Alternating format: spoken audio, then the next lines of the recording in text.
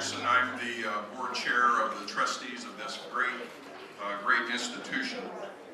And it's my honor to welcome you this evening to tonight's biennial Legacy Awards Dinner for Excellence in the Centennial celebration for the great Dr. Charles H. Wright.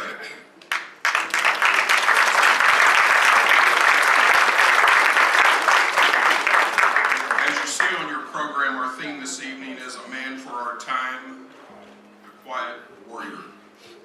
And as I have talked to some of you through the evening, a number of you knew Dr. Wright, and you said that's exactly who and what he was all about. You know, it's through this lens, you know, that we consider the life and legacy of a Detroit obstetrician that performed, delivered over 7,000 babies. 7,000.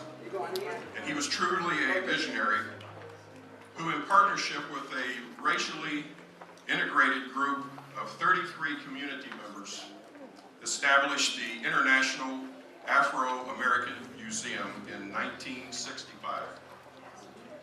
It was renamed, and rightfully so, the Charles H. Wright Museum of African American History. Our museum, collectively,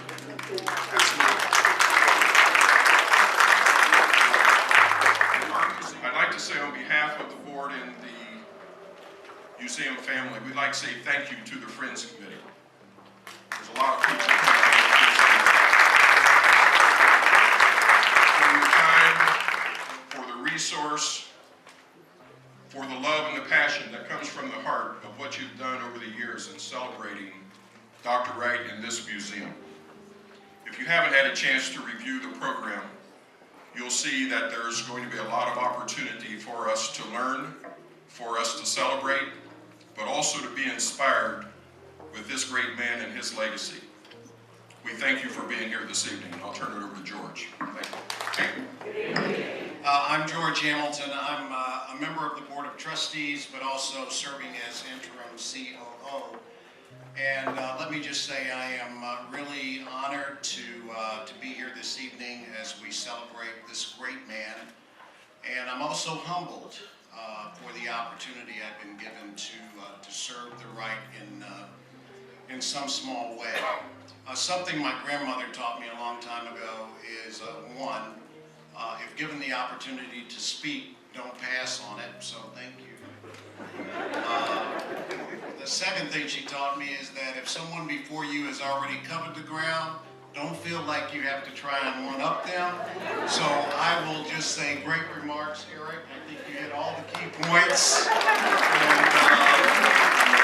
now I will just end with welcome to our museum. We have such a gift here. Such a gift, and it grows on me, and that point is reinforced every day I show up in these walls and watch the work that goes on and watch the people that we touch. And it is important that we continue to do what we can to ensure that this institution thrives and is here for generations to come. And I know that we can count on you to help us make that happen. Again, welcome. Let's get on with the program. Thank you.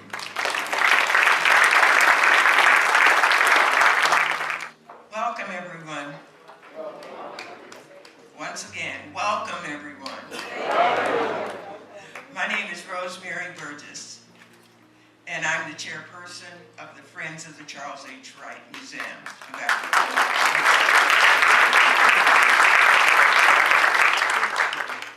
I just wanted to say to you that welcome 2 times because of the fact that Dr. Charles H. Wright, just think of where we would be probably if his vision, if he hadn't had a vision that we are now living out at this time.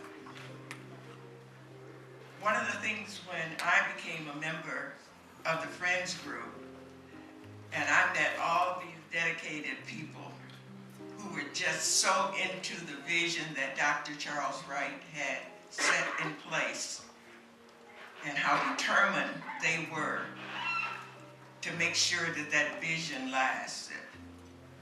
And I saw that firsthand working with them. And I wanted to make sure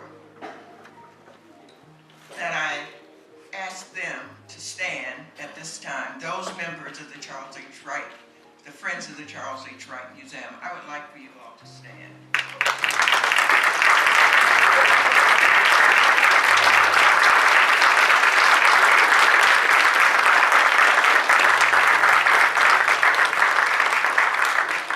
You will never meet a more dedicated bunch of women and men who have Dr. Wright's vision deep in their hearts.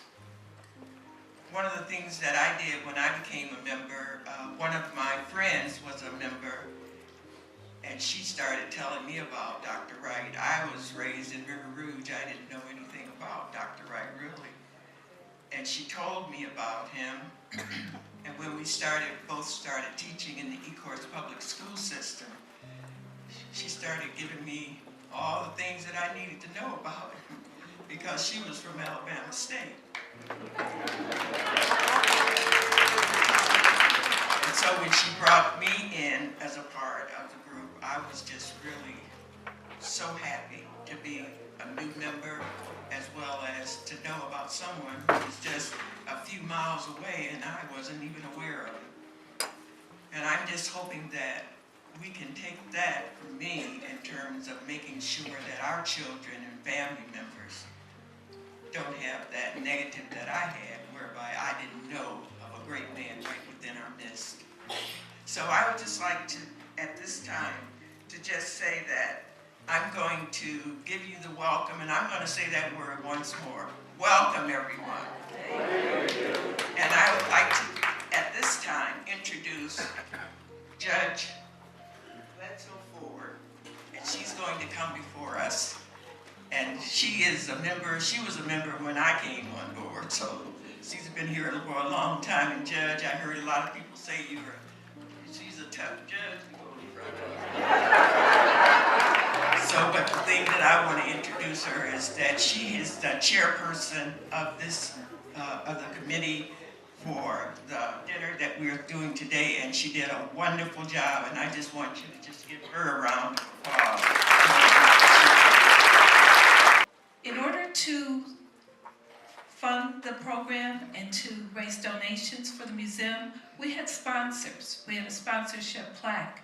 There was an option to buy the tickets, buy a table, or participate in the plaque. It was $500 to $1,500. I would like to acknowledge the sponsors, and we wrote a letter as a committee, but it did say that the plaque would exist tonight, that there would be placement. I'm proud to say the placement will be outside of the bookstore. The wall right outside of the bookstore was already hanging there tonight. I took it, I had someone help me take it down. It exists.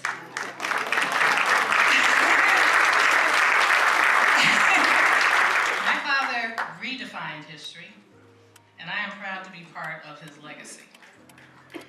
His journey started, as do all journeys, in the footprints of our elders. And for the sake of time, I'm going to move through this. Many of you have this in your program book, okay? This is the matriarch of the Wright clan, Shani Wright. She had 16 children. She raised 14 girls and 2 boys. And one of her sons was my father's father, William Perry Wright. This is James Satisfield, patriarch of the Satisfield clan. He also came from a large family, and he was also from Alabama. One of his daughters was Laura Florence Satisfield, my father's mother. Here they are at my parents' wedding. William and Laura Wright were married September 20th, 1914. William Wright was a very industrious man. He first worked on the railroad as a brakesman. He then became an insurance salesman. He also became a minister. and he was also quite the entrepreneur. He opened up a self-serve laundromat for blacks in Dothan because you couldn't use the white laundromat at that time. And later, he and my grandmother opened up a grocery store to help support all 3 kids who did go to college and beyond. Here is my father. And here he's actually the little quiet warrior because he survived the Spanish flu epidemic of 1918 and 1919. He was born September 20th,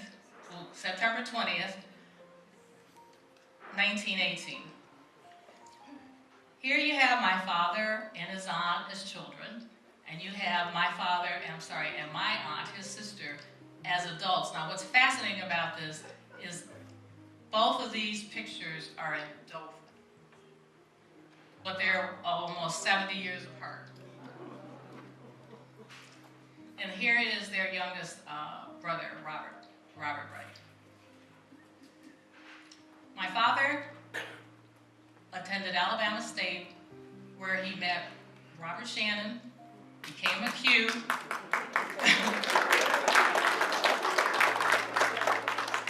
and was editor of the Bama Briefs. Now, the reason that's raised, and it's raised in the book in many places, was that was another sign of him being the quiet warrior, because he took editorial prerogative and wrote an article that criticized Hitler, Mussolini, and white people in the South. And because of this editorial, he was put off the paper, and he found out later he would have been put out of school if he hadn't been ready to be valedictorian of his class. So that kept him there. He went on from Alabama State to go to Meharry. He found out later that he was the first person from Alabama State to go to Meharry. And he graduated from Meharry Medical School 6th in his class. And from Meharry, he did a 1-year internship in Harlem, but he did not get a slot in an OB-GYN residency at that time, so he chose to do a residency in pathology in Cleveland. And after he finished his residency in Cleveland, he came to Detroit. He had worked the boats to make money for school, and he decided he liked Detroit, so he settled in Detroit as a general practitioner. And he was a fairly well-known, sort of eligible bachelor in Detroit. And one day a librarian friend of his called and said that she knew of a librarian coming from Chicago to a library convention, and would he like to go out with her? And he said yes. Meet Louise Lovett. From Chicago, only child of Albert and Zella Lovett. Graduated from Fisk University, BA in French, University of Michigan, Master's in Library Science. After that first date, they dated for about 2 years and were married February 11th, 1950. He did something to her that was really kind of uncool to do to a brand new bride. After they were married in Chicago, she packed her bags and came to Detroit. Well, within 90 days of being in Detroit, he announced to her that he had gotten a residency at Harlem, and it was time to go to New York. So they went to New York, and he had a successful residency, and that's where I was born. And after that residency, they came back to Detroit and settled. And shortly after that, my sister Carla was born. Here is a picture of them that shows the typical life of my parents back in the early days of the museum. They were both devoted to service, decency, and just helping the community. My mother's a librarian, was on the patient library staff of most of the hospitals in Detroit. She also set up the library at Chrysler School, set up and worked the library at Chrysler Elementary School. And for her work, she received citations from the Urban League, the Mayor Young, and the state of Michigan. My mother had a very interesting family history too. Her great-great-grandparents founded Mattoon, Illinois. And she inherited artifacts from the family, and I inherited the artifacts, and I had an opportunity to make this into a small traveling exhibit on her family history. mother's last project was establishing a library for the museum. And she did not finish that project, but she worked very hard on it. So in September 1987, at the second library, we dedicated the Louise Lovett Wright Research Library in her honor.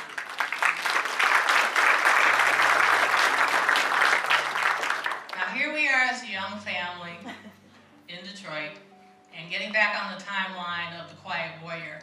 At this point in his life, my father has just successfully fought to integrate the hospitals here in Detroit. Thank you.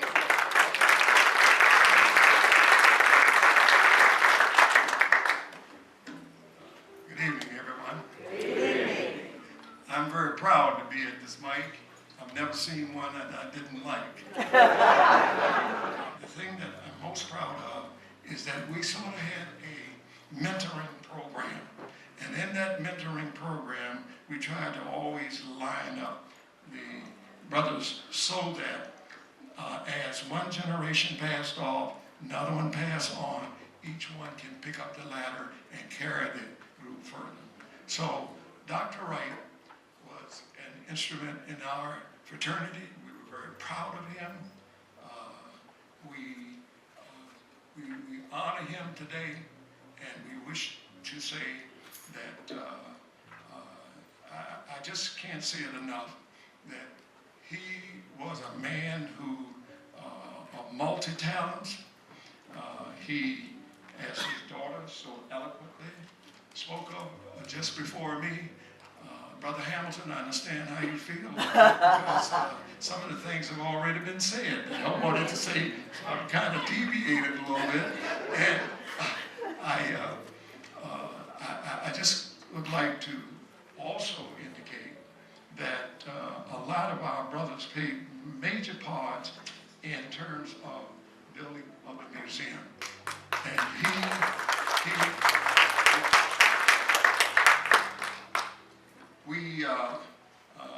all of the Basilai, the president of Omega Psi Phi, those persons always made sure that we would always work with Dr. Wright in any way that he needed us.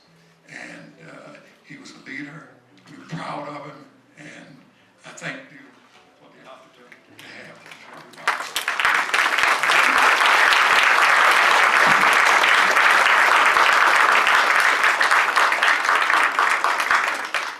Good evening, everyone. I'm back on stage again, and this time, my name is Charles Shannon. I wish, that's good. I can do any better, I'm good. I wish to share a few remarks about a remarkable historical figure who is an American of African descent. His name is Paul Robeson, whom Dr. Charles H. Wright researched and authored his first book regarding Robeson's contributions and achievements. In 1898, 33 years subsequent to the military atrocities of the Civil War, Paul Leroy Robeson was born into this world. Paul's father, a humble Presbyterian minister and former slave, raised his family of 5 children single-handedly, having lost his wife in a fire in 1904. The young impressionable Paul Robeson grew up singing spirituals in his father's church. A footnote here, Paul Robeson would go forth into adulthood to extol the importance of the Negro spiritual in preserving Negro culture for the world to embrace. Paul earned a scholarship to the prestigious Rutgers University in 1915 at age 17, becoming only the 3rd member of this race to be admitted at the time. Paul became the holder of a Phi Beta Kappa key for his formidable academic skills in his junior year, an extremely rare feat, and was a selected member of their honorary Captain Skull. Moreover, he was the 1919 class valedictorian of his class at Rutgers University. In Paul's spare time at Rutgers, the 6'3" physical specimen would become a 4-year letterman in football, basketball, baseball, and track and field, respectively. Paul so dominated the sport of football that he became a legendary 2-time college football All-American. This handsome, eloquent, and highly charismatic actor became one of the foremost interpreters of live theater and one of the most treasured names in song during the first half of the 20th century. While completing an internship at Harlem Hospital in 1943, a young Dr. Wright encountered the Paul Robeson mystique at the zenith of Robeson's popularity. One block from the hospital on 139th Street, in what was called Strivers Row, lived Robeson and other Negro celebrities of the day. Dr. Wright also saw Robeson perform the play Othello as Othello on Broadway. Dr. Wright was observant of Paul Robeson supporting the United States World War II war effort, selling war bonds for his country and his community. Dr. Charles H. Wright never physically met Paul Robeson, but Robeson's aura of greatness and impact would convert Dr. Wright as a lifelong admirer of Robeson. Paul Robeson was a forceful speaker as a social activist of global renown who was awarded the Spingarn Medal from the NAACP in 1944. In the years following World War II, Paul Robeson would predate the experience of a Muhammad Ali and Colin Kaepernick when our government is in conflict with African American men of conviction who would speak their truth to power. Revered throughout the earth as an artist, concertist, above reproach, as well as for his efforts to uplift the working man globally, the U.S. government in 1946 would withdraw Robeson's passport, thus curtailing international performing. Robeson was blacklisted in the States, essentially stripping him of his potential income. For all that Robeson had achieved in his life, he was now embroiled in a 12-year battle to restore his rights as a citizen and forced into a period of obscurity without the ability to economically sustain himself. It was in the 1950s, during a medical convention in Copenhagen, Denmark, that Dr. Wright had the opportunity to visit the Museum of the Danish Resistance Movement, era of 1940 to 1945. Viewing the Danish salute to its unsung heroes started a train of thought in the mind of Dr. Wright, a thought process which ultimately led to the realization that such a museum was sorely needed to preserve and amplify the contributions of the struggle of black people in America.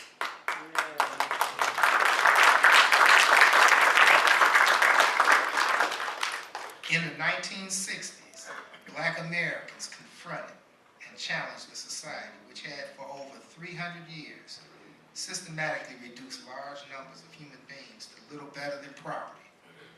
Blacks felt we could demand and obtain our own freedom from ideological and economic oppression.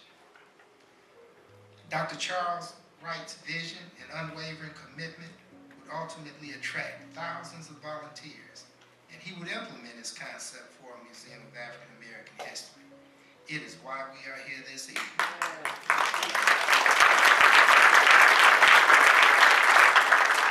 Blacks would fund it, run it, and it meant that we alone had to recapture and tell the story of our own history.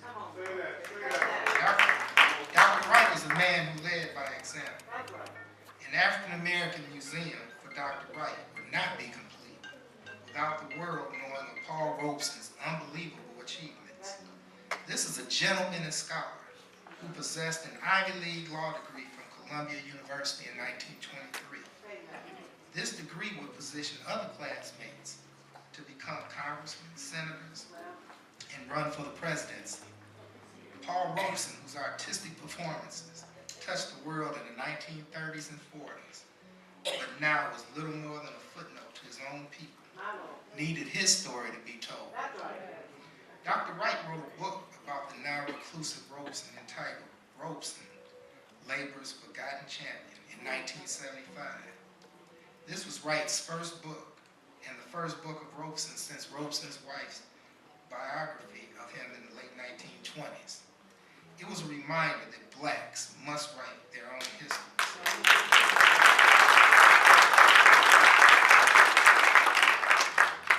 The efforts of the medical doctor who believed that black Americans have awesome stories to share would emblazon the name and unbelievable achievements of Mr. Paul L. Robeson into the psyche of Detroit citizens and inspire additional research nationally. Dr. Charles H. Wright also provided the edifice, this one, to memorialize our documents and other facets of our history. The research for the book took Wright to Canada, London, France, as well as many other American cities where Robeson performed and spoke. Dr. Wright, you are a man of great vision, fortitude, and integrity. What an honor to be in the presence of the Wright family for this tribute. Happy birthday, Dr. Wright. When I was asked to choose a song that he sang, I selected Joe Hill. If you've seen Robeson on television movies, you will probably see a scene of him singing this song to a group of workers, I think, in England or someplace. Joe Hill was a Swedish-American songwriter and labor activist member of the International Workers of the World. He was executed by firing squad in 1950 for murder, a crime of which many, both nationally and internationally, believed him wrongly accused. In death, he became a legend worshipped by the labor movement. A poem, I Dreamed I Saw Joe Hill Last Night, was set to music in 1936 by Earl Robinson, the composer of the popular Ballad for Americans, recorded and performed to great acclaim by the great Paul Robeson. Robeson, a champion for justice in all walks of life, also recorded Robinson's setting of Joe Hill and sang it often at rallies and informal gatherings in support of laborers and their right to organize. Tonight, here in Michigan, a state recently christened as a right to work state, I've chosen to present this encomium to Paul Robeson as a force for justice for the working class in particular. I'm going to sing it a cappella, as Robeson used to do. I dreamed I saw Joe Hill last night, alive as you and me. Says I, but Joe, you 10 years dead. I never died, says he. I never died, said he. In Salt Lake, Joe, says I to him standing by my bed. They framed you on a murder charge, says Joe, but I ain't dead. Says Joe, but I ain't dead. The copper bosses killed you, Joe. They shot you, Joe, says I. Takes more than guns to kill a man, says Joe. I didn't die, says Joe, I didn't die. And standing there as big as life and smiling with his eyes, Joe says, what they forgot to kill went on to organize. Went on to organize. Joe Hill ain't dead. He says to me, Joe Hill ain't never died. Where working men are out on strike, Joe Hill is at their side. Joe Hill is at their side. From San Diego up to Maine, in every mine and mill, where workers strike and organize, says he, you'll find Joe Hill. Says he, you'll find Joe dreams I saw Joe alive as new and me. Says I, Joe, you're 10 years dead. I never died, says he. I never died.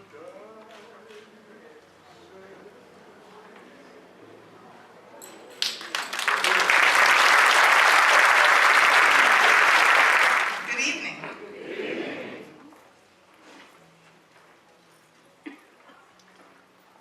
So, I want to sort of take off and start off where my sister left.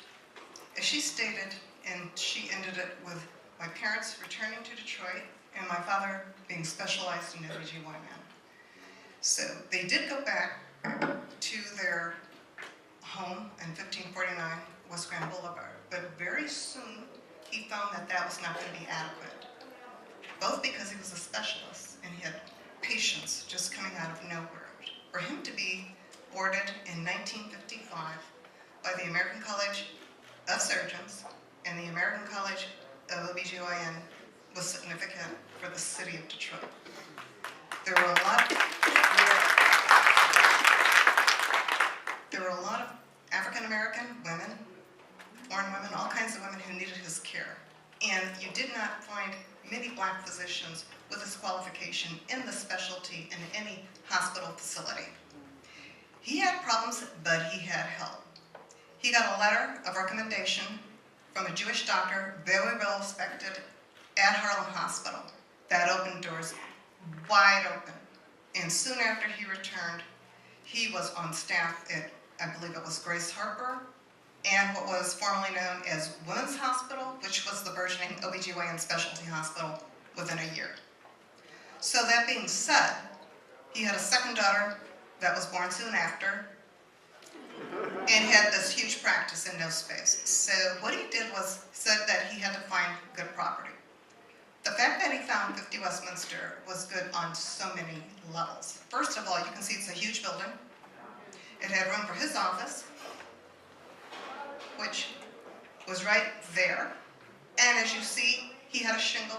It had his name on it by himself. This was in around 1958 when he made this move. He did have somebody working though with him, a dentist, that was somebody that he knew that actually took an apartment in the building, so he had a renter already. And he had another individual, a dentist, working in the opposite office. Now, how good a setup is that for somebody just starting out? Great. Usually the other units, there were 4 other units, and they were rented out usually all the time. Everybody knows that Woodward Avenue was a major thoroughfare in the 1950s. He was situated right above the Cultural Center and below Highland Park, less than a block from Woodward Avenue. And as you can see, he had a huge parking lot, and you know it's in the 50s, because look at the cars. Excuse me. Look at the cars, they show that. So this was an awesome thing, as kids would say, for him to be able to afford saving money and working as a general practitioner and having this piece of property. This property and this 50 Westminster served as the engine for his financial and medical success. And I only say that because out of his practice, as the state before, 7,000 babies, healthy babies, were delivered in the city.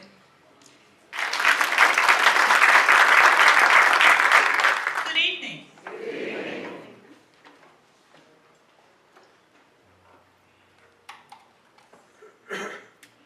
The summer of 1964 was labeled the long, hot summer, and rightfully so.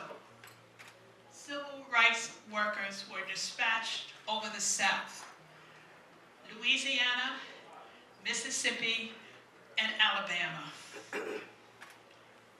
The civil rights workers were subject to violence on every front. And Dr. Wright was part of the medical team who took care of these vital workers.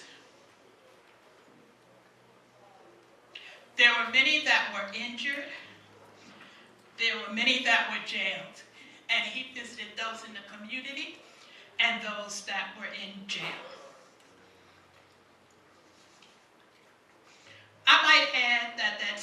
summer, I was assigned to Hattiesburg, Mississippi for the same purpose, to take care of the civil rights workers that were in the community and in jail. During that summer, I also want to add, one of the civil rights workers became my very good friend, and she's here this evening, Denise Lewis. Denise took care of all the social worker stuff and the freedom schools, and I with the health.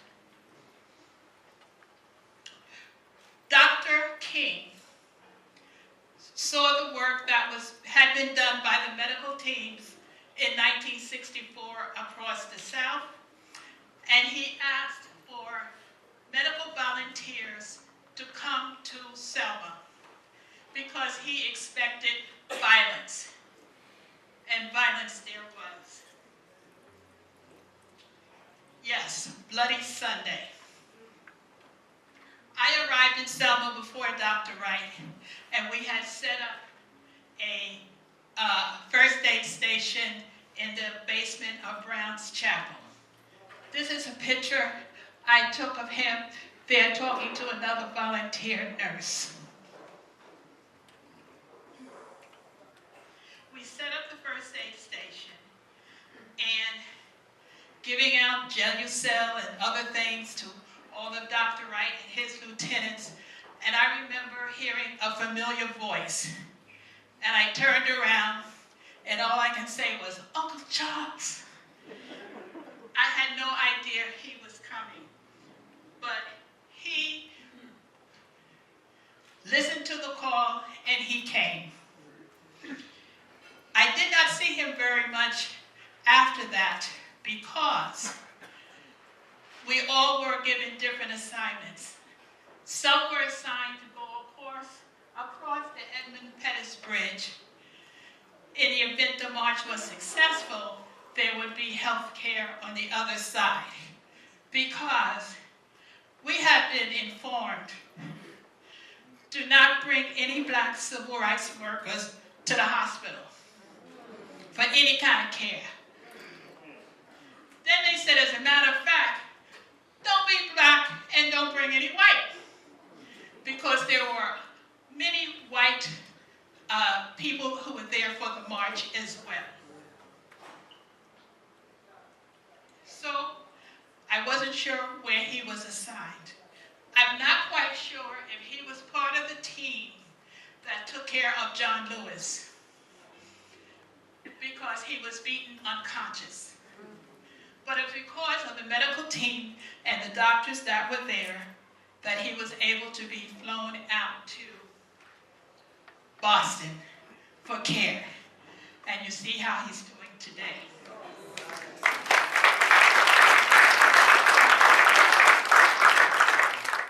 I have a few brief comments that I want to make in terms of his medical experience and careers. He had the opportunity in 1967 to be a part of a special situation called the SS Hope. I don't know how many of you are familiar with it, but it basically was a military battleship that was converted into a floating hospital.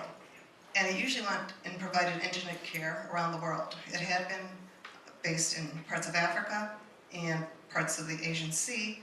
At this particular time, in '67, it was in Latin America. And my father signed up to go. He thought this would be another part of the experience of seeing what healthcare is like in populations, black populations throughout the world. He had a 2-month stint, and this was his ID badge. We joined him for the last 2 weeks, and that's a crazy picture of me. But my sister had the ability to go with the volunteers into the community and show them about water purification and hygiene. And for her, as a teenager, it was a once-in-a-lifetime event. My mother, on the other hand, who was a librarian, did the librarian thing. The ship had a medical library that was in shambles. So she went right to work on that, and I pretty much stayed with her. That was an interesting vacation. I understand that Dr. Wright didn't do this for notoriety. He did it because it was needed in education, creating this great museum. I mean, he went through all these things because it was a thing that had to be done. And I learned evening. I'm Dr. Rick Smith, and I'm an OBGYN also, and serve as Vice President at Henry Ford Hospital there. And I want to share with you my memories of Dr. Charles Wright. I want to especially thank the members of the family, Stephanie, Carla, Barbara, for all the things that you've done and everything, and giving me this opportunity to share with you my experience. As I said, he ordered us to go out and do great things, and it couldn't have been easy for him. It wasn't easy back in that small southern town of Dothan, Alabama, the peanut capital of the world, to get an education. And yet he would go on to college. But Dr. Wright took his lumps and he moved on. It couldn't have been easy for him to excel at Alabama State College, getting all A's and being the first one at school to go to medical school. It couldn't have been easy at Meharry Medical, competing with the brightest students from around the country. He took his lumps, he excelled, and he moved on. And it certainly was not easy, as you've heard, finding a residency program in the segregated American health system. But he took his lumps, he took his challenges, and he excelled. They barred blacks from advanced training, but he found it anyway, both in surgery and obstetrics. It couldn't have been easy opening up a practice on Westminster Avenue. But in Detroit, he took his lumps and he excelled. And it wasn't easy breaking barriers to get into the hospital staff, but he worked with the members of the Detroit Medical Society, demanding equal opportunity, nothing more, nothing less for young doctors and their patients. I know because I read the book. It's right there. It couldn't have been easy to take the idea of a museum of African American history and bring it to life. But my friends, you look around and you see what we have here. He took his lumps and it has paid off. Thank you very much. Let's keep this museum alive. Good evening. I want you to picture this. It's March 10th, 1965. And Dr. Charles Wright has convened a meeting of 33 citizens drawn from a cross-section of individuals from Detroit's community. And